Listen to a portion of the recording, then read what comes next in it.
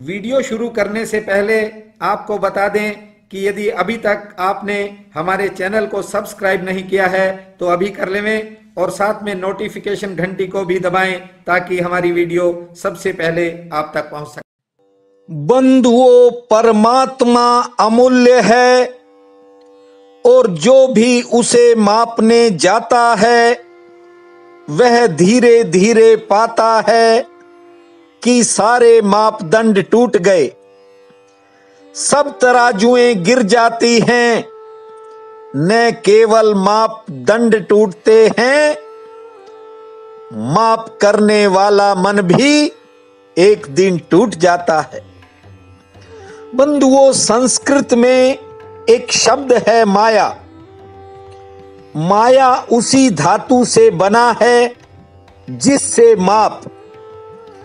अंग्रेजी का मेजर शब्द भी उसी से बना है जिससे माप, और फ्रेंच का मीटर शब्द भी उसी से बना है जिससे माप, और अंग्रेजी का शब्द मैटर शब्द भी उसी से बना है जिससे माप।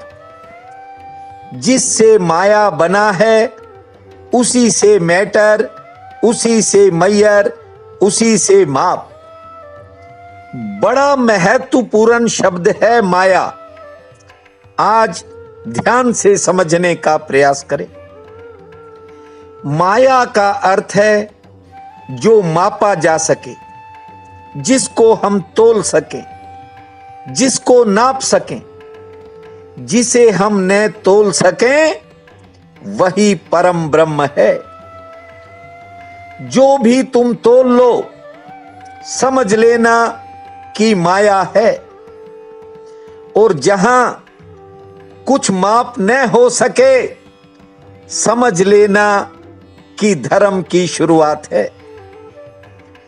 इसलिए बंधुओं, जो विज्ञान है वो धर्म को नहीं जान पाता, क्योंकि विज्ञान की पूरी विधि तोलना है। तराजू विज्ञान का प्रतीक है, मापना ढंग है।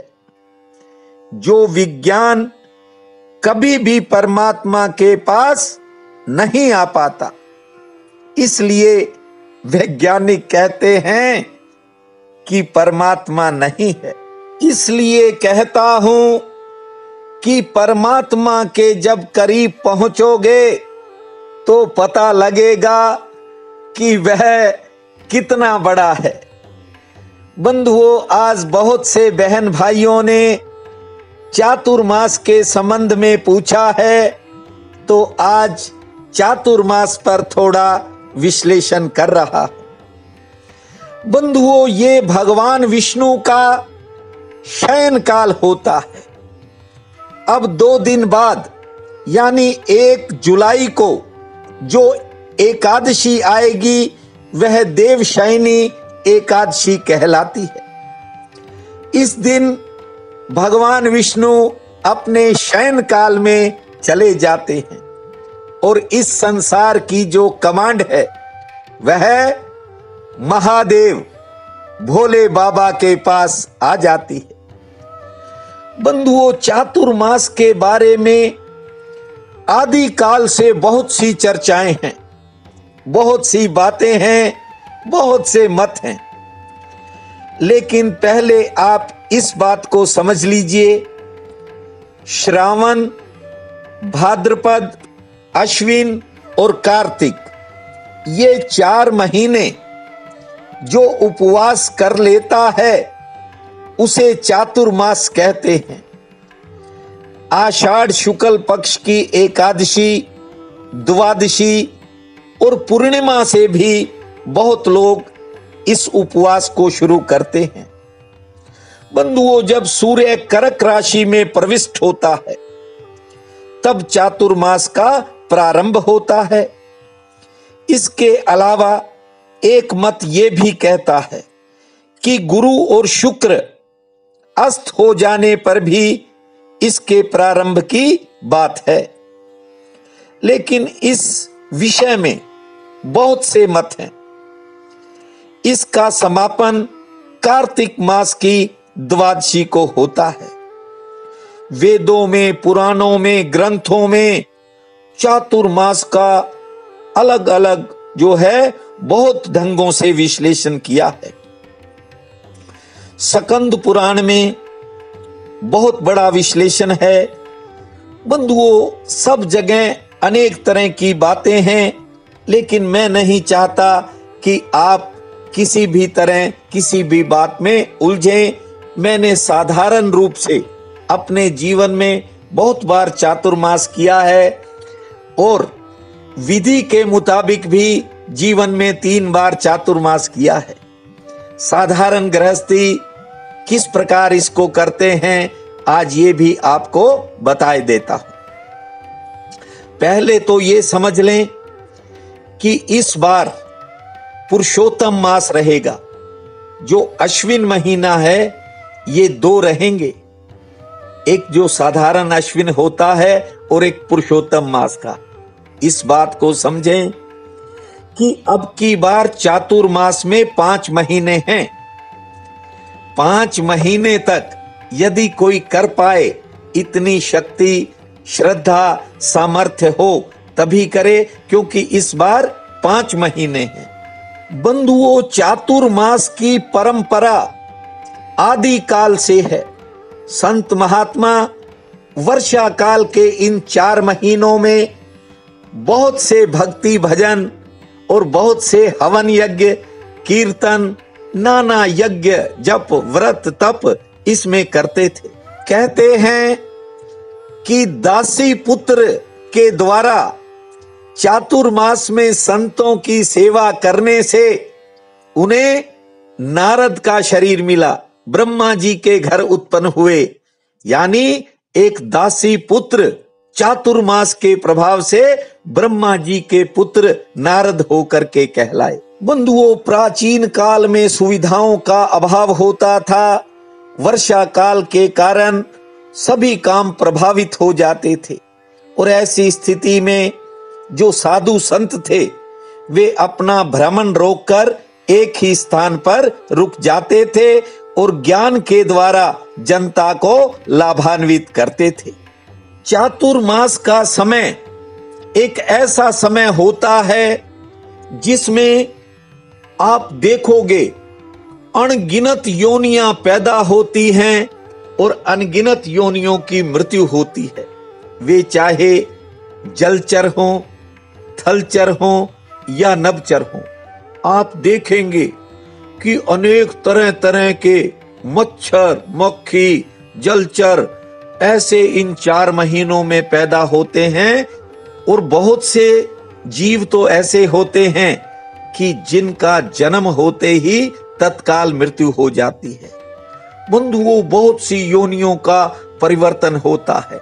जो ये 84 लाख शरीर हैं, इनमें से 1 लाख शरीर तो स्थावर हैं, जिनमें पेड़, पौधे, पहाड़, घास, ये 1 लाख शरीर हैं।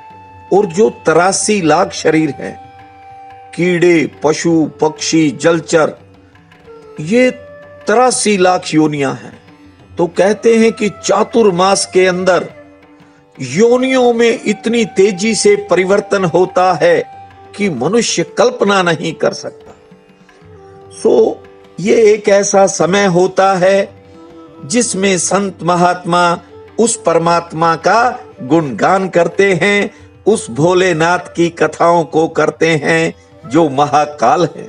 इसके अलावा हरि शयन का समय होता है। ये हरि का जो तेज है वो जल में व्याप्त रहता है और इस समय में जल में किया गया स्नान तीर्थों से अधिक फल देने वाला होता है। ब्रह्मा जी कहते हैं कि बिना स्नान के जो शुभ कर्म किया जाता है वह निष्फल होता है, उसे राक्षस ग्रहण कर लेते हैं। स्नान से मनुष्य सत्य को पाता है। स्नान धर्म है, धर्म से मोक्ष रूपी फल पाकर मनुष्य फिर कभी दुखी नहीं होता। यदि आपके मन में चातुर्मास व्रत रखने की इच्छा हो तो बंधुओं, साधारण सी बात आपको बता देता हूं कि भगवान हरि की, विष्णु की एक प्रतिमा को अपने घर में शयन करावें। संकल्प लें कि आप मेरे मनोरथों को पूर्ण करें, मैं चातुर्मास नियम ग्रहण करता हूं। हाँ, संकल्प लेने से पहले ये ध्यान रखें कि ये व्रत खंडित न करें, खंडित न होना पाए। ये जो 4 महीने हैं और अब की बार तो 5 महीने हैं, इसलिए इसमें क्या साधारण तौर पर क्या हो सकता है? नित्य हरि की पूजा, नित्य भगवान शंकर का गुणगान और नित्य भगवान के मंदिर की सफाई, जल छिड़को और जो कर सको, जो आपसे हो सके वह दान करो और जिस चीज को त्याग सको उसको त्याग दो। बंधुओं, त्याग का भी चातुर्मास में एक बड़ा महत्व है और बहुत से लोग केवल दूध से चातुर्मास करते हैं, लेकिन मैंने ये बात आपको कह दी कि अपनी श्रद्धा के अनुसार भगवान का पूजन नित्य नियम से, सायंकाल के समय आरती और एक समय भोजन और शयन यदि हो सके तो आप भूमि पर कर सकते हो। और जहां तक बंधुओं मेरा मत है या मेरा मानना है, जितना व्यक्ति से हो पाए उतना व्यक्ति को करना चाहिए।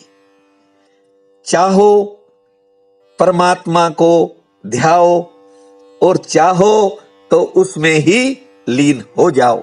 समय ज्यादा हो गया है, आपके साथ जब बोलने लगता हूं तो समय का ध्यान नहीं रहता, इसलिए चातुर्मास पर थोड़ी और चर्चा कल पुनः करूंगा। आज आषाढ़ शुक्ल पक्ष की नवमी है, इसे बडलिया नवमी के नाम से जाना जाता है। बहुत बड़ा पुण्य काल रहेगा।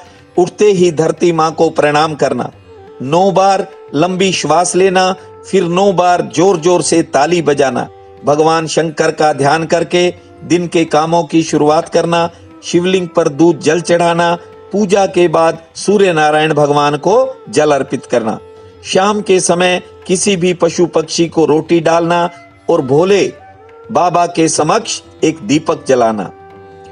भूमा शंकर भूमा शंभु, भूमा शंकर भूमा शंभु, इस महामंत्र को जपना। समय शुभ रहेगा। प्रिय बंधुओं व मातृदेवी शक्तियों, आज 29 जून दिन सोमवार है। आप सबको मेरा नमस्कार है। आज का राशिफल इस प्रकार है। मेष, किसी नई योजना पर विचार हो सकता है, आपके मन में आ सकती है कोई नई योजना। घरेलू मोर्चे पर घरेलू कामों में थोड़ी व्यस्तता रहेगी। कोई आज अपना आदमी मिल सकता है। सेहत के लिए दिन ठीक है और आमदन भी ठीक होगी। वृषभ, कुछ कामों में सफलता का योग है। आमदन के लिए दिन ठीक है। कार्य क्षेत्र की कोई चिंता रह सकती है और नए लोगों से मुलाकात होगी। मिथुन, आज चलते काम में कोई रुकावट से सामना हो सकता है। कारोबारी सितारे मध्यम श्रेणी के हैं। किसी के साथ थोड़ा वैचारिक मतभेद का भी योग है, संयम रखें। लेन देन की समस्या हल होगी। कर्क, कुछ विशेष कामों में प्रतीक्षा करनी पड़ सकती है। आमदन के लिए दिन ठीक है। थोड़ी बहुत यात्रा के भी संकेत हैं और मान प्रतिष्ठा में बढ़ोतरी का योग है। सिंह, आज मन में कुछ नया करने की इच्छा जागृत होगी। समय आराम पूर्वक बीतेगा। धन लाभ की दृष्टि से दिन बेहतर है और किसी दूसरे के काम में आपका धन खर्च हो सकता है। कन्या, किसी विशेष काम के लिए आज आपको दूर जाना पड़ सकता है। आर्थिक चिंता मन को बेचैन रख सकती है। कोई अच्छा समाचार भी आने का योग है, से ठीक रहेगी। तुला, आज अचानक काम का दबाव बढ़ सकता है। कार्य क्षेत्र में व्यस्तता बढ़ सकती है। किसी नए काम में कामयाबी का योग है। गृहस्थ में स्वास्थ्य संबंधी किसी कठिनाई से सामना होने के भी संकेत हैं। वृश्चिक, परिवार में आज किसी बात को लेकर मतभेद बन सकता है। कारोबार के लिए दिन ठीक है। आमदन भी ठीक होगी और लेन देन की समस्या हल हो सकती है। संतान संबंधी कोई काम बन सकता है। धनु, रोजगार में कोई नया जरिया सामने आएगा। बिगड़े किसी काम में सुधार का योग है। कर्ज की परेशानी मन को घेर सकती है, कोई काम मजबूरी वश भी करना पड़ सकता है, किसी योजना में सफलता के भी संकेत हैं। मकर, कार्य क्षेत्र से आज आ सकता है कोई अच्छा समाचार, अचानक मनोबल में बढ़ोतरी होगी, आमदन के लिए दिन ठीक है, किसी से मनमुटाव भी हो सकता है, सेहत पक्ष थोड़ा नरम है। कुंभ, परिवार में आज कोई नई खुशी आने के संकेत हैं, कामकाज का बोझ रहेगा, सेहत लगभग ठीक रहेगी, किसी नए काम में कामयाबी मिलेगी, थोड़ी बहुत यात्रा भी हो सकती है। मीन, कारोबारी सितारे ठीक हैं, कोई एक्स्ट्रा इनकम भी हो सकती है, लेकिन आज थोड़ा क्रोध पर नियंत्रण रखें, मेहमान आगमन का योग है, गृहस्थ को लेकर मन में कोई नई चिंता भी जाग सकती है। आज का ये दिन आप सबके लिए अति शुभ फलदायी हो, यही मेरी प्रार्थना है। आपका बहुत बहुत धन्यवाद।